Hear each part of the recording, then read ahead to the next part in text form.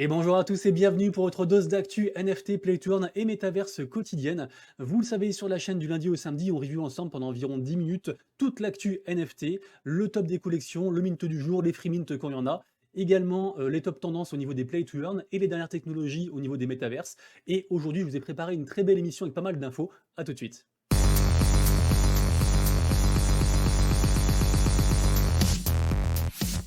Et bien entendu, mon brave, mon bon, mon chihuahua, avant de commencer la petite vidéo du jour, tu peux bien sûr me soutenir en t'abonnant à la chaîne, en activant la petite cloche de notification, tu ne louperas aucune vidéo sur la chaîne, et tu peux bien entendu laisser un petit commentaire que je me ferai une joie de lire, mon bon.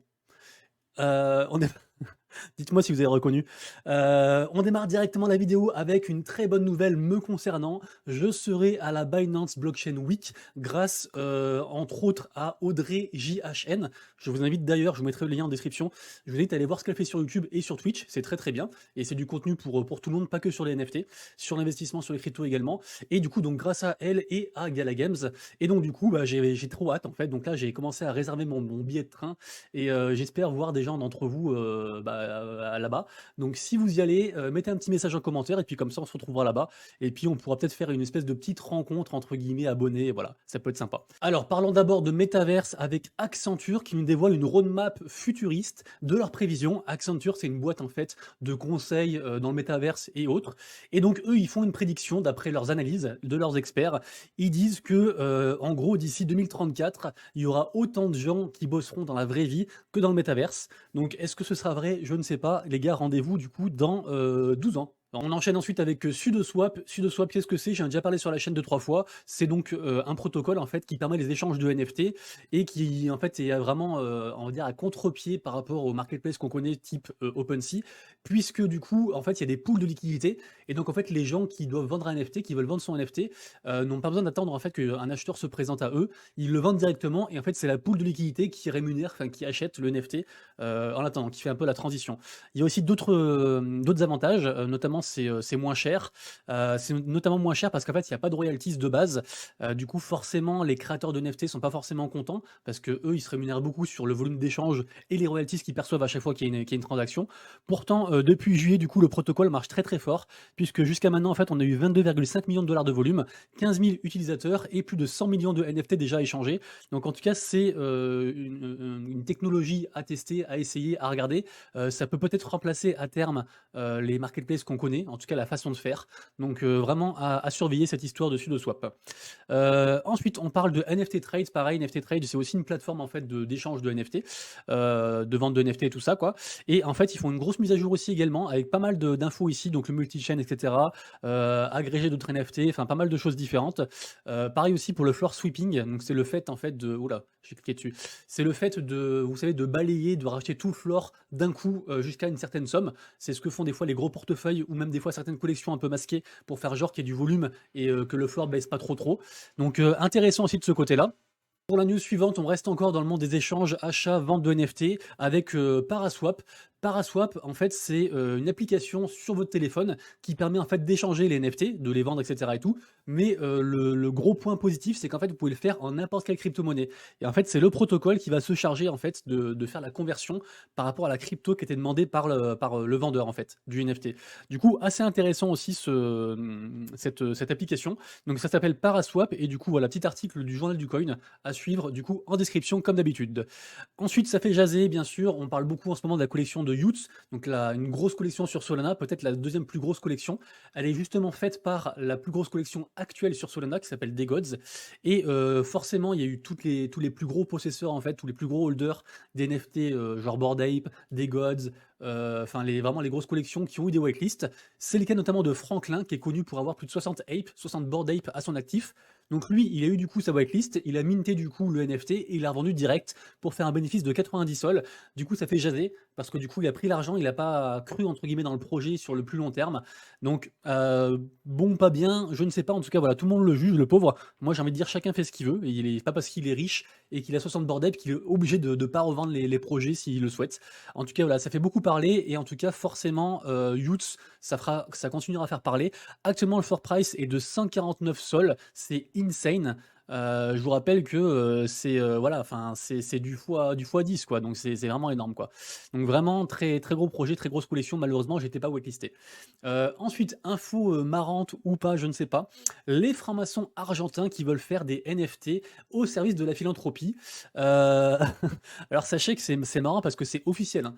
Donc les francs-maçons, il y a une organisation officielle avec différentes loges et cetera et tout. C'est fait un peu, sous forme de pyramide jusqu'au grand maître et en fait donc ce projet est soutenu par la grande loge locale du coup d'Argentine. Donc ils ont validé du coup ce projet-là en fait dans leur but de philanthropie et j'allais dire de «monde à conquérir» entre guillemets ou plutôt de mentalité à conquérir. Du coup voilà, c'était assez marrant, à évoquer. Ensuite un gros festival qui va arriver en 2023, un festival de musique. Ils vont également mettre en vente en fait, des NFT. Du coup, le projet s'appelle Superpass. Il y aura 3000 NFT et du coup, vous aurez plein d'avantages, notamment, des vues en fait sur la programmation, sur, le merchandising en fait qui pourrait être vendu aussi à cette occasion-là, pas mal de choses. Forcément aussi des places pardon, pour aller voir le festival et donc du coup, ça s'appelle donc Superfest. Donc voilà, le premier festival Web3 de Superfly et Velvet Sea Ventures. News suivante qui concerne le marché des NFT, mais au niveau entreprise cette fois. Entre autres, en fait, un rapport a signalé que le nombre de demandes NFT avait encore augmenté. Donc le nombre de demandes NFT par rapport aux entreprises a augmenté donc de plus de 5800 en 2022 contre 2087 en 2021. Donc c'est plus qu'un fois deux. Tandis que le nombre de dépôts de marques liés au métaverse et Web3 avait encore plus que doublé. Donc 1866 en 2021 et 4150 à partir d'août 2022. Donc on voit que les entreprises sont vraiment en train de rentrer dans le Web3, mais vraiment à corps perdu. Je voulais aussi vous noter une news, j'en ai pas parlé aujourd'hui encore, mais sur les noms de domaines ENS qui pareil sont en train d'exploser et qui d'ailleurs sont, actuellement en fait, numéro 1 en termes de volume sur OpenSea. C'est vraiment, incroyable. Donc même si le marché est compliqué et qu'on le verra après, aujourd'hui la journée est vraiment dans le rouge, c'est vraiment un carnage, bah, en fait les boîtes continuent à builder, à construire, à s'investir dans les NFT, dans le Web3 et du coup pour moi, bah, voilà, c'est toujours l'avenir, je ne change pas d'avis. Bah, d'ailleurs voilà, c'est l'article dont je voulais vous parler. Bah, du coup je l'ai déjà dit donc voilà, NFT, Ethereum Name Service, donc les noms de domaine.eth, par exemple monsieurbit.eth. D'ailleurs, je vous le rappelle, hein, quelqu'un l'a acheté et le vend actuellement un ETH. Donc si quelqu'un veut me faire un cadeau de mariage ou autre et veut lui racheter pour me le donner, c'est avec plaisir. Je ne sais pas qui est cette personne en tout cas. Donc voilà, en tout cas les noms de domaine ENS qui sont en tête de classement sur OpenSea, forcément ça marche très très fort. Après apparemment il y a peut-être un conflit au niveau juridique, il faudrait faire gaffe parce que par exemple vu que, on va dire Coca-Cola c'est une marque déposée, si vous rentrez coca-cola.eth, bon là c'est déjà pris mais admettons vous le rentrez pour la première fois et c'est vous qui l'avez, peut-être qu'il y a un conflit et que du coup vous pouvez être poursuivi parce que le nom en fait, la marque ne vous appartient pas. Donc ça c'est à voir. En tout cas voilà, il y a un vrai marché sur les noms de domaine ENS. Ensuite Goku Crypto qui nous apprend que Sony Music Entertainment a déposé des demandes de marques liées au NFT et au métaverse, forcément, et plus intéressant encore, donc Sony prévoit de publier des enregistrements audio et vidéo téléchargeables qui présentent des performances musicales en direct. Et du coup ce sera en fait authentifié sous forme de NFT. Donc très intéressant, j'adore tout ce qui est authentification par NFT, on en voit de plus en plus, notamment pour tout ce qui est contrat, transactions immobilières, etc. Donc vraiment très très intéressant. La news suivante concerne Meta, donc c'est le nouveau nom de Facebook, hein, qui acquiert du coup la startup berlinoise Lofelt. Lofelt du coup, donc ce qu'ils disent c'est que Lofelt a développé des outils logiciels permettant aux développeurs d'intégrer l'haptique de haute qualité dans leurs applications, du mobile aux consoles en passant par la réalité virtuelle. Une caractéristique clé de son produit phare, Lofelt Studio, était la conversion en masse facile de fichiers audio en haptique. Et ce que j'ai compris, la seule phrase que j'ai compris de l'article, comme ressentir la vibration de la conduite d'une voiture sur la base du fichier sonore du bruit de voiture, du bruit du moteur. Vous avez compris ou pas? Donc il y a un truc plus immersif en fait finalement, vu que forcément c'est pour le métaverse et pour que les gens se sentent encore plus dedans. En tout cas voilà, Meta qui continue ses achats. Je sais pas où trouve le budget pardon Meta parce qu'apparemment les finances c'est pas foufou, mais en tout cas ils continuent de se lancer là-dedans. À corps perdu j'ai envie de dire, hein. Ensuite, Fidelity qui introduit l'ETF Metaverse, entre autres, il y a d'autres ETF, mais il y a aussi un ETF Metaverse du coup, qui va suivre du coup forcément des assets Metaverse. J'imagine le token Sand, suite Decentraland, etc. Donc très intéressant du coup pour tout ce qui est investissement. Après bien sûr c'est toujours risqué, mais il y a des gens qui sont en demande en fait d'ETF, l'ETF Bitcoin, l'ETF CAC 40, l'ETF voilà tout ce que vous voulez. Et du coup maintenant donc il y aura l'ETF Metaverse, plutôt cool. Ensuite Polygon qui multiplie la blockchain Polygon, qui multiplie les bonnes nouvelles, et ils n'arrêtent pas en ce moment vraiment. Et du coup, donc ils font un partenariat avec Carrierverse pour du coup le projet de métaverse, du coup Carry and Friends. Du coup, donc ce sera un gros métaverse avec notamment un play to earn. De plus, le Carrierverse a l'intention de développer un jeu tactique play to earn appelé Super Cola. Donc si vous voyez Super Cola les gars, A priori, ça va être du lourd. Donc avec une collection NFT et le jeu sera développé avec Kim Bon-tong, qui est en fait le réalisateur d'un drame à succès de Netflix. Donc du coup, un mec, on va dire connu et qui a des billes dans le métier. Donc très intéressant du coup pour Polygon. Au niveau du top des collections NFT, écoutez, forcément, c'est Youths qui arrive quasiment en tête au niveau du nombre de volumes. On voit en un Uniswap V3. Donc Uniswap du coup qui utilise Polygon. Je ne sais pas pourquoi c'est numéro 1. Peut-être qu'il y a un rapport avec la mise à jour Bellatrix ou The Merge, je ne sais pas, donc dites-le moi. J'ai pas trouvé de news. En tout cas voilà, en termes de volume, les gens sont en train de faire pas mal de transactions via Uniswap, du coup côté Polygon, donc très intéressant. Et du coup pareil au niveau blockchain, du coup Polygon arrive troisième et déloge du coup Immutable X pour aujourd'hui. Sur OpenSea, écoutez, rien de particulier. Je vous ai quand même trouvé une collection si vous voulez checker ça, un truc à surveiller. Ça s'appelle Wolf Game. Il y aura d'ailleurs un play to earn dessus sur un jeu un peu de farming. La collection a quand même eu beaucoup de volume en ce moment. Je crois plus 300% de volume actuel. Pareil, le floor price est en train de bien augmenter aussi, donc pourquoi pas, à checker. Je vous laisse dire ça, bien entendu. Sur Solana, bah écoutez, forcément, Youths arrive en tête. Très content pour Satori, on en a parlé, on l'avait dit avant. J'en ai parlé, je sais plus, hier ou avant-hier, et le floor price était genre à 2 sols. Et là, on arrive quasiment à 4 sols de floor price. Donc bon mouvement si vous avez suivi le call, du coup, les gars, pardon, et les filles, GG à vous. La collection Funko hier DC Comics, qui est la première collection de ce type-là, en fait, de collectibles sur Wax à ne pas sold out. Donc ils ont burn le reste de la supply. Du coup, les NFT sont quand même rares, il n'y a pas de souci. Mais tout ne s'est pas vendu et c'est la première fois que ça arrive. Donc à surveiller. Est-ce qu'il y a un peu moins de hype? Est-ce qu'il y a trop de collections? Je ne sais pas. Ça reste des très bonnes collections qui performent. Pour l'instant, le floor price est au même prix que le mint. Donc les gens n'ont rien perdu. Du coup, affaire à suivre de ce côté-là. Au niveau des mints du jour, aujourd'hui on a un mint sympa, c'est un free mint, ça s'appelle Modern Kids Society, si vous voulez checker ça les gars. J'en profite aussi pour faire un giveaway, j'aurai 3 whitelists du projet usetoilets.wtf à vous offrir, ce sera un free mint, le projet a pas mal de hype. Ils ont déjà fait des partenariats avec, entre autres, Doodle, Moonbird, Cool Cat, etc. et d'autres projets comme ça vraiment sympas. Suivi par actuellement 110K follow. Donc ils ont été assez gentils pour nous donner des whitelists. Du coup, il y en aura aussi pour les holders de mon NFT. Mais en tout cas, voilà. Pour la vidéo là, vous laissez un commentaire et je tirerai au sort. Et si vous voulez aller plus loin et vous donner encore plus de chance, sachez que je fais également un giveaway sur Twitter avec 5 whitelists de ce projet-là. Du coup, je vous mettrai aussi le lien en description juste en dessous. Aujourd'hui, 2 projets sympas à checker et à minter, vu que ça sort aujourd'hui. Un projet de foot qui s'appelle Ownic et un projet d'art dont j'ai parlé hier, vraiment d'art sur le très long terme, hein, vraiment en mode art, les vrais, quoi, pas les spéculateurs, les mecs qui vivent vraiment pour l'art, quoi. Et qui s'appelle donc The Stoics.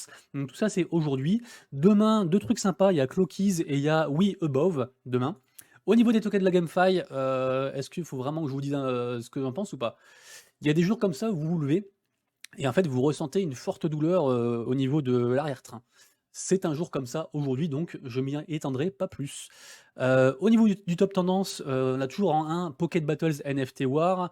Je vous ai mis d'ailleurs, si vous voulez, le petit trailer pour ceux qui veulent. Moi, je suis pas forcément fan. J'ai quelqu'un de la commu qui a testé et qui dit que les rendements qu'ils disent eux, c'est-à-dire entre 0,50 et 1 dollar par jour, sont faux.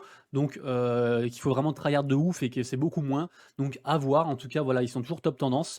En 2, on a Splinterlands, pardon, le jeu de cartes. Et d'ailleurs, il y a un très bon article sur playtoearn.online de l'extension Splinterlands qui va arriver. Ça arrive le 15 septembre, si je dis pas de bêtises.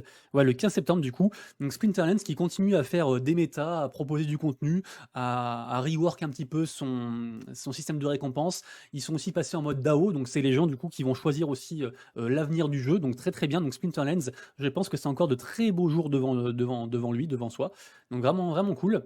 Ensuite, je voulais quand même vous parler d'un projet aussi qui est actuellement dans le top 6 au niveau des projets sur le site du coup playtoon.net.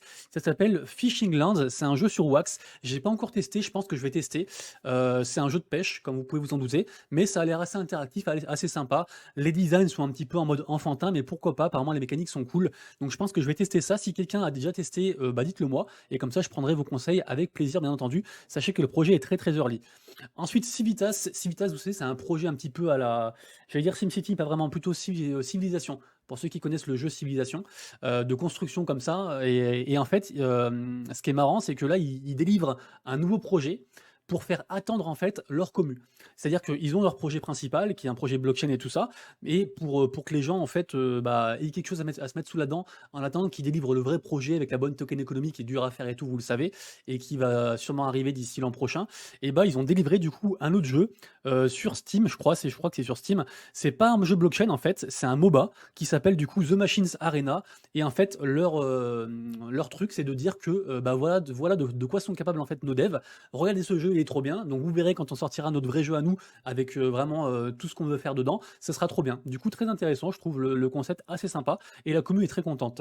Actuellement sur Fractal, qui est une des marketplaces secondaires du réseau Solana côté Play to Earn, on a un tournoi qui commence bientôt dans 13 heures de Weedyland, un jeu de ferme, avec notamment des NFT à gagner et des wetlists aussi à gagner.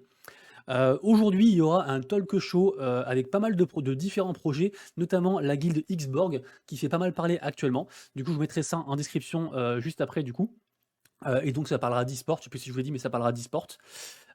Cross Edges qui continue à faire des vidéos, donc ils font des lives tous les jours. Et là, ils ont ressorti encore une vidéo, du coup, sur des gens qui s'affrontent, notamment Samy. Samy, mon idole. D'ailleurs, Samy, si tu regardes la vidéo, cœur sur toi, vraiment, sur ton projet et sur le monde. Je te kiffe. Petite lumière sur le projet Town Star de Gala Games. Pourquoi je vous en parle? Parce que déjà le projet est free to play, le projet a l'air cool. Alors par contre c'est un projet, je pense, il faut quand même investir pas mal de temps dedans. J'ai dit un petit peu le projet, en fait ce que je trouve cool, ce que je savais pas, c'est que un des fondateurs en fait était un confounder de Zynga. Enfin, qui était dans la boîte de Zynga en fait, et c'est ceux qu'on fait, vous savez, Farmville. Du coup, ils ont déjà toutes les bonnes mécaniques pour bien faire. Le jeu est gratuit, Gala Games, en ce moment, ils ont le vent en poupe également, je le dis assez souvent. Du coup, voilà, si vous voulez checker ça, les amis, je vous mettrai aussi le lien en description. Ça peut être sympa, un petit jeu de farming comme ça. Concernant Guild of Guardians, on en a parlé hier sur la chute du token. En tout cas, la team, eux, ils s'en foutent, ils continuent à produire leur truc. Apparemment, c'était vraiment le vesting, hein, du coup. Et du coup, donc, on a aujourd'hui un nouvel article avec un peu ce qui concerne le futur du projet, et notamment la nouvelle roadmap qui se trouve du coup ici. Donc, du coup, très très cool. En tout cas, Guild of Guardians, toujours très très bon projet. Moi, je kiffe ce projet-là. Et on finit forcément, les amis, par le Tamadodge, notre copain le Tamadodge, qui donc a franchi les 12 millions. Il arrive à 12 265 000, donc vraiment cool. Plus que 7 millions et on touche le but. Je pense que quand on sera vers 15 millions, j'en achèterai. Donc voilà. Les amis, c'est tout pour moi. Tout à l'heure, une autre vidéo sur la chaîne YouTube qui sortira et on fera aussi un live Twitch, bien entendu. On se retrouve demain, en tout cas, pour les vidéos actu. Merci d'avoir suivi, merci pour votre soutien, de vous abonner, de mettre des commentaires, tout ça. Vraiment, sans vous, je ne suis rien, donc vraiment, merci beaucoup. À demain, du coup, prenez soin de vous, de vos proches et de vos wallets. C'était Monsieur Rabbit. Ciao, ciao!